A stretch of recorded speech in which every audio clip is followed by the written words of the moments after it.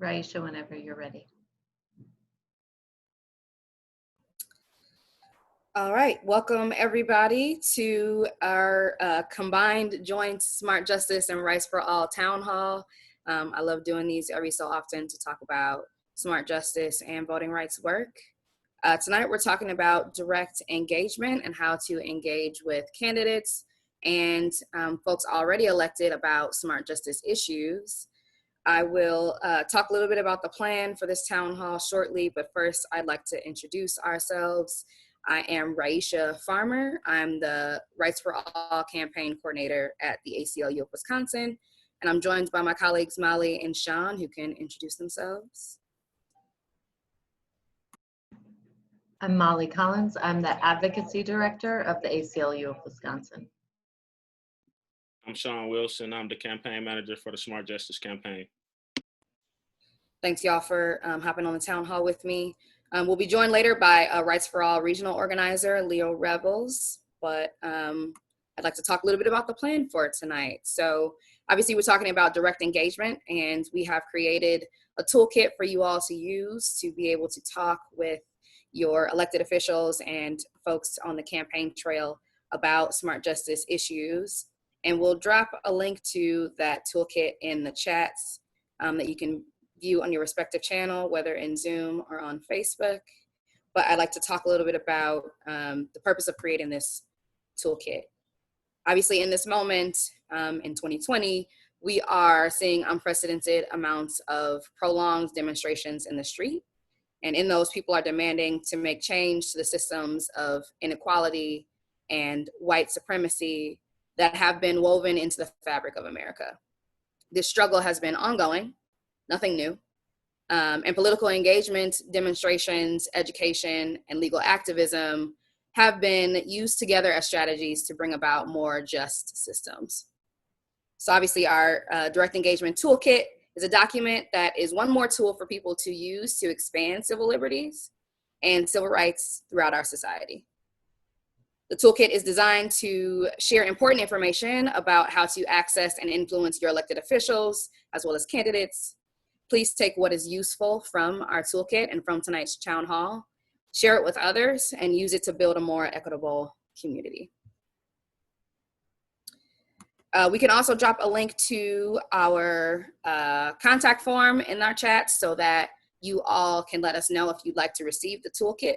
It's posted on our website, of course, but we're happy to email individual copies as well and keep you all engaged and invite you all to join us in some of these conversations with elected officials. I want to start by turning it over to Molly, who will talk to us a little bit about identifying elected officials and what power they have over smart justice issues. Absolutely. Thanks, Raisha.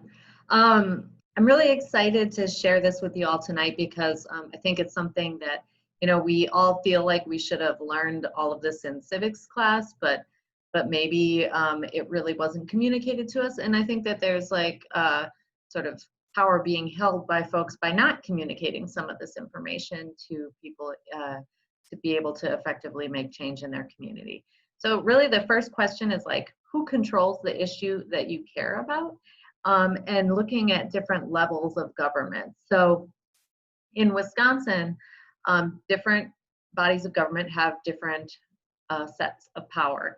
And we have 1,851 municipalities in Wisconsin, and municipal governments control things like property taxes, policing, local ordinances, and fines and fees. Another thing that they control is right now the municipal clerks control or have a lot of power over state elections. And so they control your polling places. And so there's sort of there's a different advocacy toolkit that also will lift up in the chat to let you know how to reach out to your municipal clerks to make changes around election rules. But municipalities control all of those things. We also have school boards, which are also very local. In Wisconsin, there are about 450 school districts. And school boards obviously control a lot of things that are really important to students, including right now when people are coming back to school during the pandemic, but also things like dress codes and whether students are being treated equitable in the classrooms or at school. In Wisconsin, there are 72 counties. Your county government might look a little different depending on the county, but for the most part, they're boards of supervisors. And they control roads and highways and the state court system, parks, airports, zoos, and they administer some state and federal programs, like some of the relief programs that are happening during the pandemic. Another county official is your sheriff, who has pretty universal and absolute control over their county jail and the way it is administered. The state legislature controls, obviously, statewide things. That's made up of the state Senate and the Assembly. There are 132 members combined. They meet in Madison at the state capitol. That's a picture from our last lobby day for smart justice and criminal legal system reform. The state assembly is made up of 99 individuals. Literally every single one of them is up for election right now, and many of them, that important race is on August 11th in their primary race, because the state is gerrymandered really efficiently, and there are fewer seats that are contested between the two parties. A lot of them are contested within one party, so you'll see a number of races being decided in August. Oops, I don't know what just happened. Sorry about that. The state Senate has 33 members, and your state senators, about half of them are up for election in this cycle. And obviously we have the governor, who is the highest executive authority. He has some power to sign laws or veto laws in the state of Wisconsin. He is not up for election. He is in a 4-year term and will be up in 2 years. We also have other state executives like the lieutenant governor, secretary of state, state treasurer, and the attorney general. All of those are 4-year terms, and they'll be elected again in 2022. And then, sometimes you can talk to an elected official. Sometimes it makes sense to just speak to an administrator. It could be somebody at your city level, at the county, asking your city clerk to make changes to the polling places or to their ability to cure ballots that are mailed that are incorrectly. Those are things that they have power over. And you can make that change just by talking to the clerk, and most clerks are not elected positions. We could also make change by just going right to the Department of Corrections or another state authority, asking the Department of Corrections to change their notification of people who are no longer on probation, parole, or extended supervision. And make sure that folks know that once they are off paper, they are eligible to vote in the state of Wisconsin. That would be a change to an administrative rule.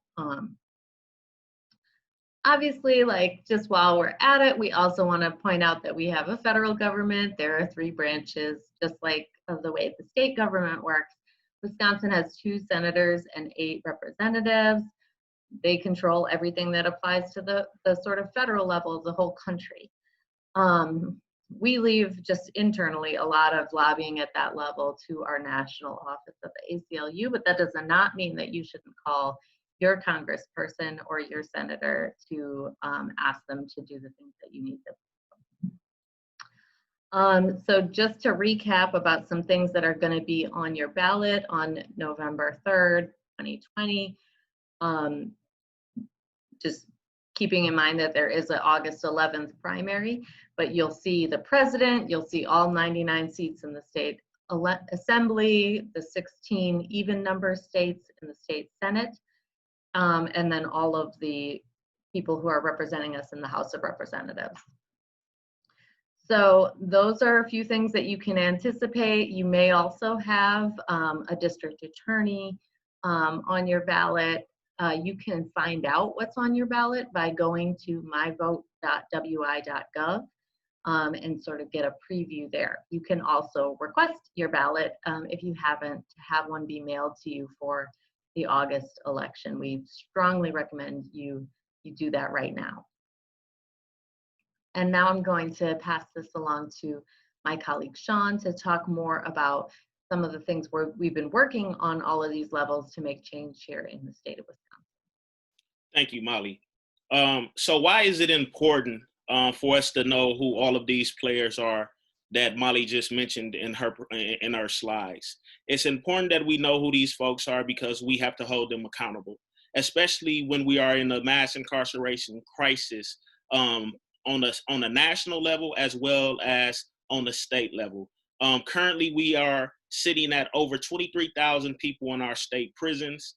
We have over 68,000 people on community supervision, probation, and parole. And we have the highest incarceration rate for Black men here in the state of Wisconsin, which nearly doubles the country's rate.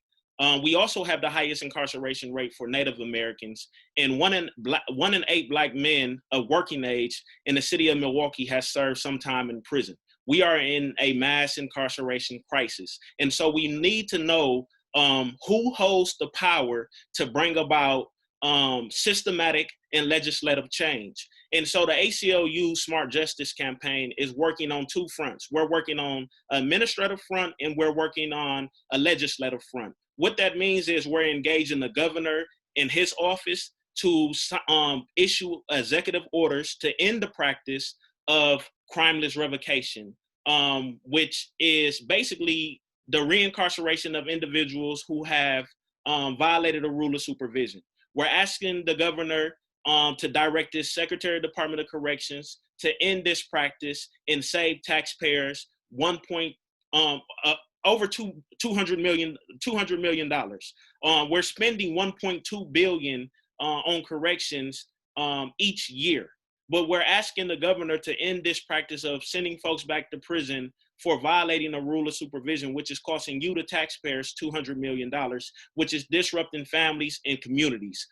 In addition to us engaging the governor and many individuals on his staff, we're also engaging legislators because they hold the power to pass legislative law that will be a little bit more sustainable than the governor's actions of issuing an executive order. So we need to know who holds the power to bring about these changes. And that is why we're doing this training, because we have to hold these folks who are asking for our votes accountable. And when we ask them, what are they going to do about the $1.2 billion we're spending on corrections, we need a viable plan put in front of us. We don't want surface level talking points. We want to know how you're going to do it. This is something that has impacted millions of lives all over this country and thousands here in the state of Wisconsin. We don't want partisan politics to prevent transformational change that will have an impact on Black and brown communities. This is a partisan created problem, and it's going to take partisan created solutions at our nudging to bring about transformational change. Next slide, please. And so it is our belief that if we were to end the practice of crimeless revocation, we would prevent 3,000 people from being sent back to prison each year. It's simple as that. If we ended this practice of sending people back for violating rules of supervision that you and I would not be held accountable for, that is not a crime for any of us, we will prevent 3,000 lives from being disrupted, removed from their community, and also those tax dollars will remain in that community. So we have to hold the governor accountable. We have to hold our legislators accountable, and everyone is going to come around. This is election cycle. Everyone is going to come around and speak to us and say all of the flowery things, but we have to ask them what is their plan to address the crisis of mass incarceration that is literally decimating Black and brown communities here in the state of Wisconsin. In addition to our goal of ending crimeless revocation, we're also working to expand the Earned Release Program, which is a drug and alcohol treatment program within the Department of Corrections that currently only has 750 occupied beds for and there's a waiting list of over 4,000 people to get into this program. This is a program that addresses individuals' substance abuse.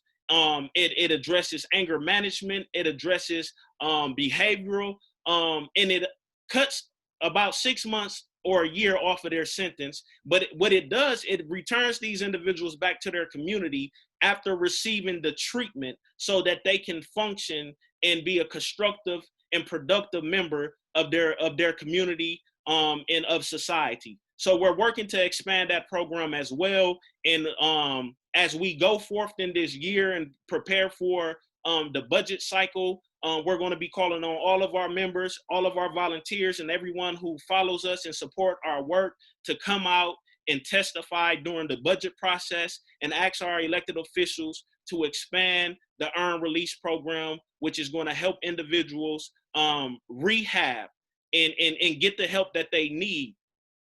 I think I mentioned crimeless revocation, which is the reincarceration of individuals who have violated a rule of supervision. And so that's our goal, is to end that practice. In addition to that, expand the Earned Release Program. Thank you. Thank you, Sean and Molly, for giving us a little context for how to identify the right people to have these conversations with, and a couple examples of the things that we can have conversations about as we engage both elected officials and folks on the campaign trail.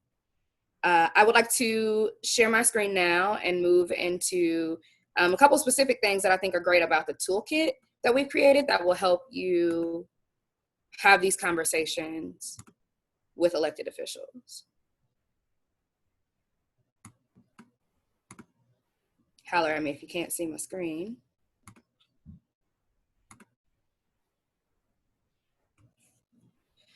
So in this presentation, I will cover meetings with elected officials, which entails everything from setting up those meetings, conducting those meetings, and following up after they happen. I will also cover finding candidates who are on the campaign trail, and I'll talk to you about how to find their online platforms, as well as how to find their online events and how to participate in those. I'll also briefly mention a little bit about how this might look different in the time of pandemics and virtual meetings. So when setting up meetings with elected officials, there's two major things you need to do. Obviously, you need to be prepared, and so you want to pair with a group of folks. And secondly, you want to reach out and schedule that meeting with your representative's office. In order to prepare with others, you obviously want to find out who can attend this meeting with you, and you want to assign roles to everyone attending. You want to have a facilitator, maybe another speaker or so, in addition to the facilitator, and a note taker at minimum. To fill these roles, you can ask your friends, your family members, your neighbors who live in the elected officials district. You can also identify folks who are doing the work on the issue that you want to advocate for in your community and ask them to tag along to the meeting. Ultimately, that means you can try to form a coalition of organizations and activists who are working on this issue, and this helps to extend accountability and continue conversations after an initial meeting. Obviously, when you're finding out who can come, you need to figure out the plan for the meeting. So you want to try and set up a planning session with all of your attendees prior to the meeting actually happening. And so this may require an initial meeting requesting folks, or initial contact requesting folks to join the meeting, setting up the meeting with your representative, and then returning back to your attendees to plan the meeting. This also means that in that initial meeting, you want to find out what are the best days and times for all the folks that you want to attend the meeting to join, so that when you are scheduling with your representative, we're scheduling so that as many people can be there as possible. And then of course you want to send a reminder to all of the people attending your meeting the night before to make sure folks remember the date and time, where you're meeting. If you're meeting in person, maybe make sure they have the Zoom link or the virtual platform link if it's happening virtually, and make sure folks don't have any questions about their role. When it comes to calling your representative's office, persistence is going to be really key. You might have to reach out to your representative's office in multiple ways on multiple occasions. You might have to send 2+ emails. Your attendees might have to send a couple emails. You might have to call the office a couple times before you can actually get on the schedule. So persistence is key. Remember not to schedule that meeting too far out from the time that you are scheduling. So if I'm calling today and I get on the phone with someone from my representative's office, I don't want to necessarily schedule a meeting for a month from now. Obviously, as I mentioned, ask times that work for the most people in your group. And then in the time of virtual meetings, if you need to, you can probably ask your representative if they have a Zoom link, or if their staff can create a Zoom link for you all to use for the virtual meeting.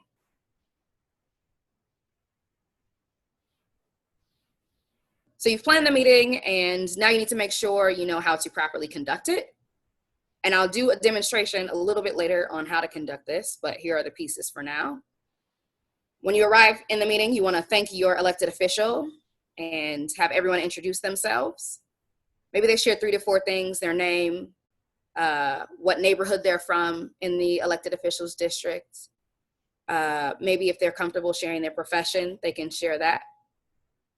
Also sharing a little bit about the issue you're talking about that day and why it matters to each person.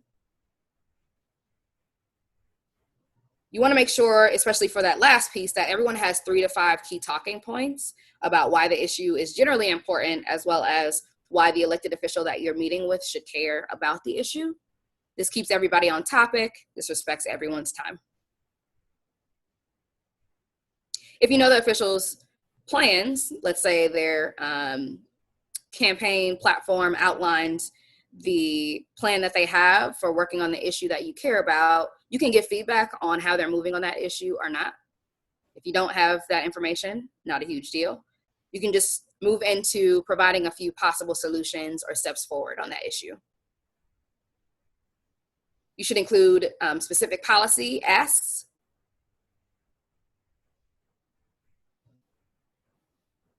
And then you also can have an opportunity where you invite either the elected official themselves or their staff person, depending on who's in the meeting, to ask questions.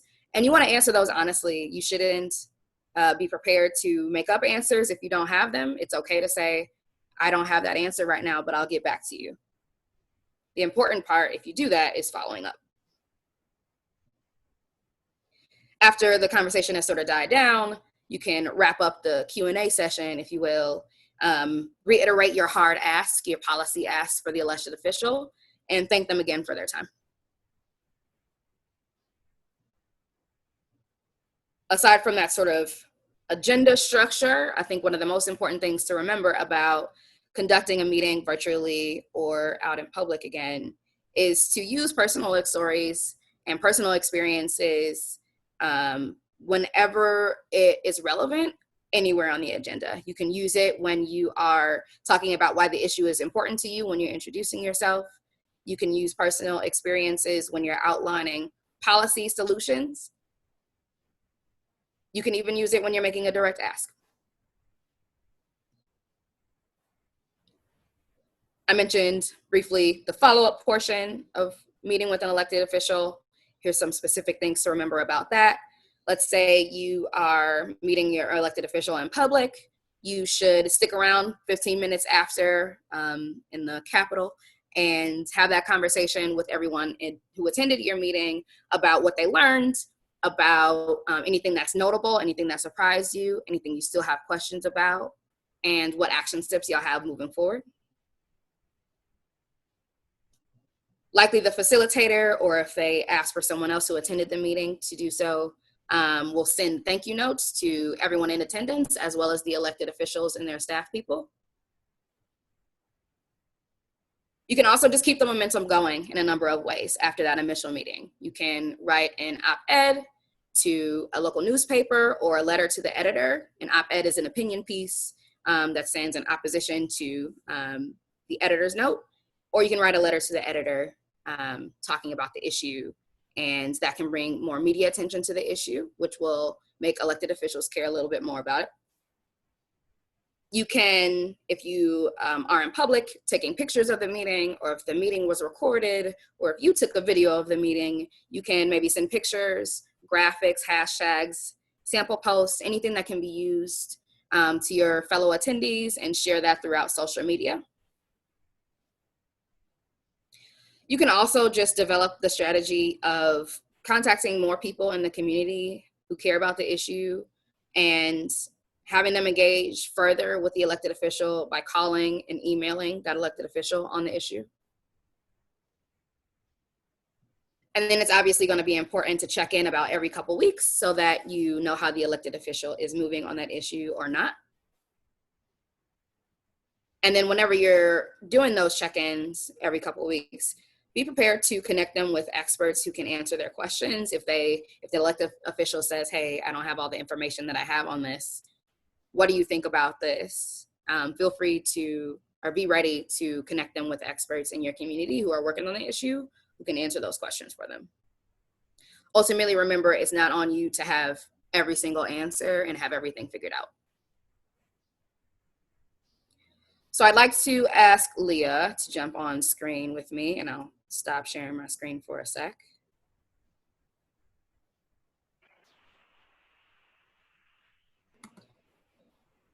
And Leah and I can practice holding a meeting with an elected official. So Leah's going to be the elected official here. I have set up a meeting with her about crimeless revocation and why it's important to me. Imagine, for the sake of this exercise, that I have some folks in the room with me, obviously, but for now, Leah and I will be engaging around crimeless revocation. So hi, Leah, Representative Leah Rebels. Thank you so much for meeting with me today. It's been a pleasure to come to the office, and I just want to talk to you a little bit about crimeless revocation and why that's important to me. First, I'm Raisha Farmer again. I am a member of your community. I'm a constituent of yours. And I care about crimeless revocation because I've seen firsthand how it has impacted an ex-boyfriend of mine who was revocated, and his family completely fell apart. When he was revocated, he lost his job. The mother of his children had a hard time putting meals on the table and just raising them. She needed someone to share those responsibilities with, and having the father torn from the community really impacted her household. So that's one of the reasons that I want to talk to you about crimeless revocation today.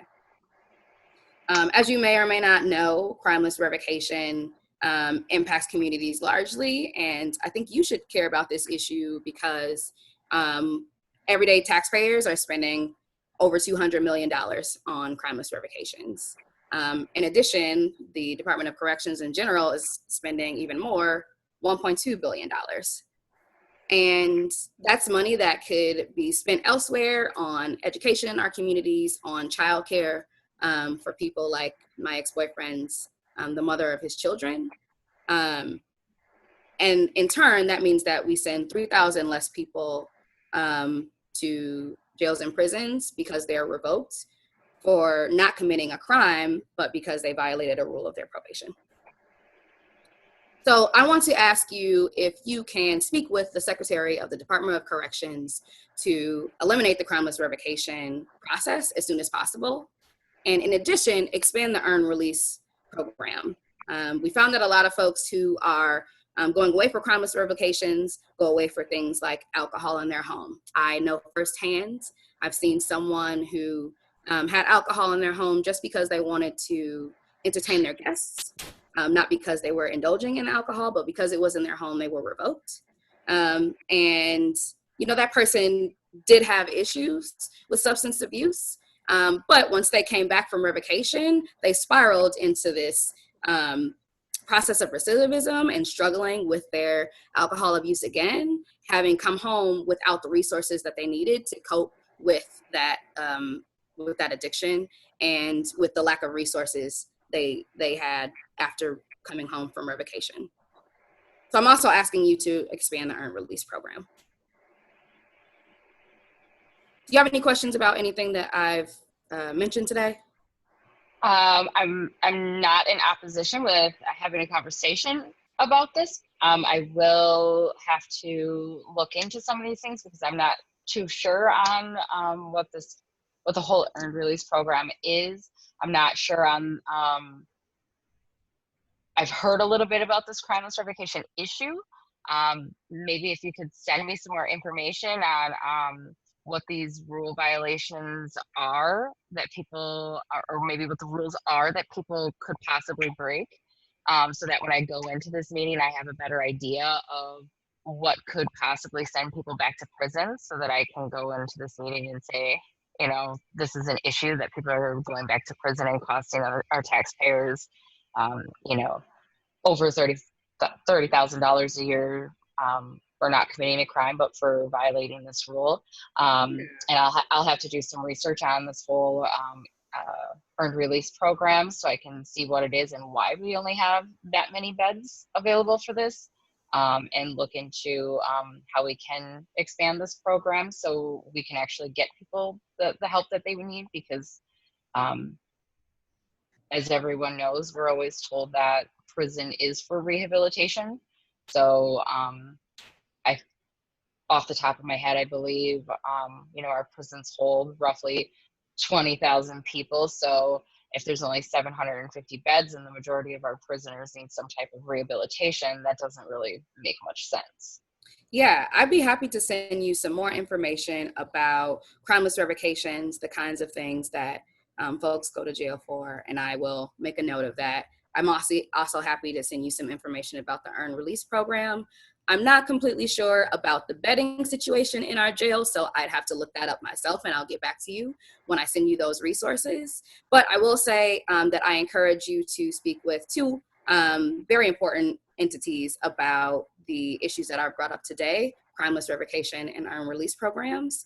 I'd speak to the ACLU of Wisconsin because I know they are advocating for this issue. They have been advocating for it through their Smart Justice program for a few years now. And I know they're really good on identifying the numbers, and some of the questions that you have can be answered through them. I'd also encourage you to speak to your local parole and probation agencies throughout the city, because I'm sure that they know more than anyone else how communities are being torn apart when folks get revoked in their offices. Again, I'd just like to reiterate that I'd love it if you talk to the Secretary of the Department of Corrections about eliminating crimeless revocation and about expanding the earned release program. And I will follow up with you with more information and continue conversations with you about these issues. Again, I just want to thank you so much, Representative Rebels, for your time today. Not a problem. Once I have all the information put together and a meeting set up with him, I can follow up with you and let you know when my meeting is set up and give you a little follow-up after I meet with him as well. That's great. Thank you so much. Have a great day. You're very welcome. You as well.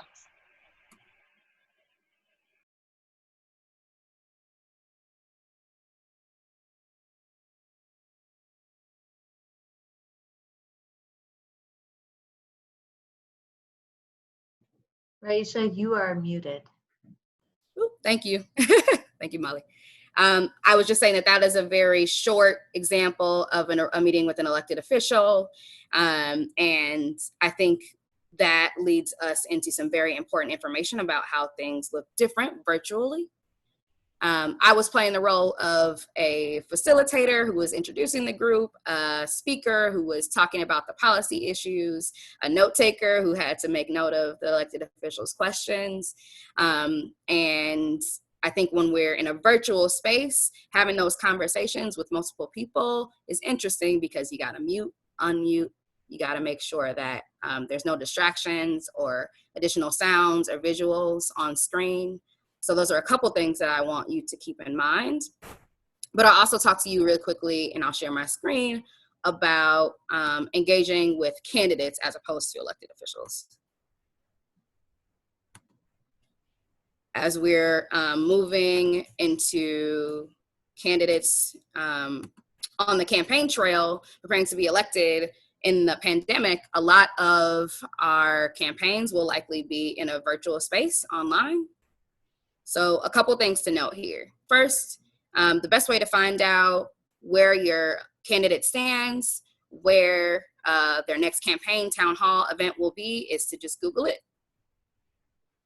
Specifically, you can Google your current elected official's name and some keywords like the city that they're in, the next debate they'll have, the next election that they're running in, the name of a specific issue, etc. This will only give you what we call the incumbent's platform and information. The incumbent is the person currently in the seat who's running to be reelected. So definitely search for any challengers and use similar keywords when you're searching there. Molly mentioned the MyVote website earlier. You can go to myvote.wi.gov/myelectedofficials, and you can also find some candidate information there, incumbent information at least.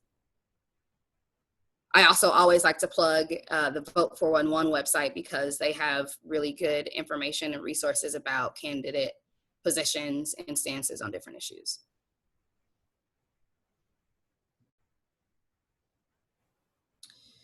When you're participating in a virtual town hall, there's a few different things you can keep in mind. The structure that I outlined for meeting with an elected official is good when you've scheduled this meeting one-on-one with the elected official or with their staff person. If you're in a virtual town hall, the candidate is likely presenting and sharing their policy plans and their platform to folks across the city or state. And so you might not have as much time to go through all those policy pieces and introduce why this issue matters to you as you would if you're meeting with an elected official. And so you want to be extra prepared for a virtual town hall on the campaign trail. To do that, you should have a couple questions prepared in advance, and they should be questions that tell a story. So maybe if I was talking with a candidate about my ex who had been revoked and had those family concerns with his children, I'd present the question something like, "Hi, Representative X. I have seen firsthand how families have been impacted by crimeless revocation from an ex-boyfriend who was revoked and whose mother of his children had a hard time feeding her family as a result. So I want to know what you will do for families to secure families who have experienced the criminal legal system and crimeless revocation." Something like that. Keep in mind that oftentimes virtual events are recorded and posted online. So this creates a load of opportunities that can happen in the follow-up process that maybe couldn't have happened in the actual town hall. Keeping in mind all of those things that I said earlier about social media, if the town hall has been recorded by the candidate's office themselves, then they likely have it on their social media or some snippets of it. You can share that widely.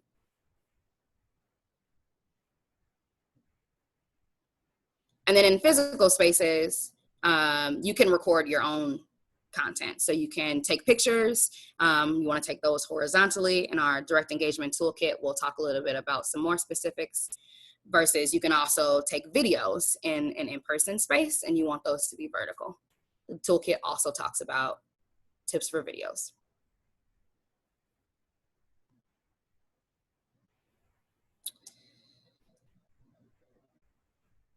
So I'm going to call Leah back on screen.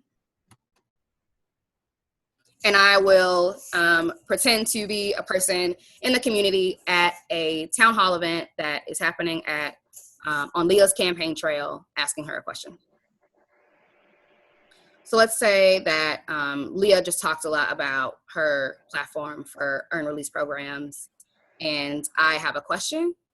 If we're on a virtual town hall, there's likely going to be a queue for us to drop questions in the chat or to raise our hands in the Zoom meeting, something like that. And after I've been called upon, I'll say, thank you, Representative Leah, for joining this event today and coming out and telling the community your plans to work on the Earned Release Program. Are you planning to have the Secretary of the DLC expand the Earned Release Program? Yes, that's the plan. We feel like we have overcrowding in every single one of our adult institutions in the state of Wisconsin due to crime revocations, truth in sentencing laws. When you look at the crime revocations, that's due to our issue with our probation sentencing. We have people who are on probation for extremely long periods of time. So if we can reduce our prison population and decarcerate, we'll have buildings that are super old that people say they want rebuilt new ones. If we can get them shut down and then decarcerate enough that we have extra buildings, we can turn those ERP programs not only into AODA, but we can turn them into mental health ERP programs, we can turn them into educational, we can turn them into vocational. There's a lot of other plans that we could put into place here, and that is what we want the Secretary of the DOC to put into place as soon as possible. There's no reason to have the amount of nonviolent offenders that we have sitting in our state prisons right now doing absolutely no type of programming whatsoever when we have options. Great, thank you, Representative Revels. And so it'll be more of a quick exchange like that, likely in a virtual town hall meeting. I'll just really quickly share maybe 2 or 3 more things that I think are helpful to note in virtual meetings. Ultimately, you want to be extra mindful of a few things. First, like I mentioned prior, be mindful of distractions, visual or auditory. Is your background set up nice and white like mine? Are you using a virtual background like we saw my colleague Sean Wilson use? Are there kids running around in your background? You just want to make sure that if you're called upon to speak, the elected official or candidate is focusing on you. Same thing with noise. You want to make sure you either use headphones or you're in a space where there aren't other people or other sounds around. You also want to be mindful of time, almost even more mindful as if you were holding the meeting in person. I think all of us can understand what it's like to be in back-to-back meetings, and I'm sure our candidates and elected officials are no different. And so you want to make sure you have a timekeeper and are staying on time. Also be mindful of who's recording. Not every space can you record a virtual meeting. You might want to ask if the meeting is being recorded and where that meeting can be found later.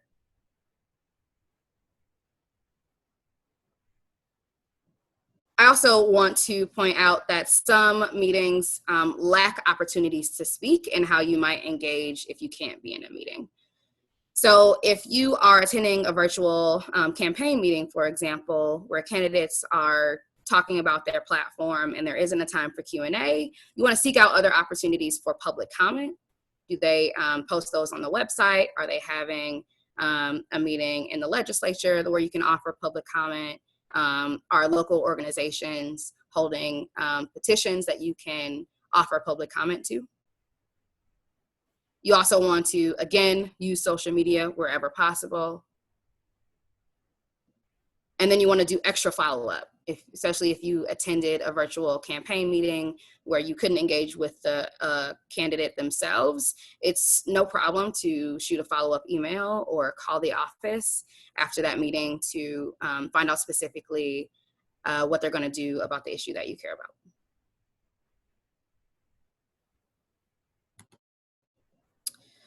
So that is all I have for now on being prepared for directly engaging with candidates and elected officials. If you are interested in receiving our toolkit, we will drop the links again for you in our chats on Zoom and Facebook. The toolkit will also be posted on our website. Molly, do you know if we've seen questions from Facebook or in the Zoom chat? Not so far. Okay. So we might be done. If anybody has questions, they can share them now and I'll relay them to Raisha. Yeah, definitely. If you all have questions, don't think that this is the last time that we can talk to you about direct engagement. The ACLU of Wisconsin is here to continue to be a resource. So feel free to drop them in the chat or shoot us an email or visit the ACLU website whenever you get a chance. Thank you guys again for joining this town hall, and good luck and have fun directly engaging with your officials.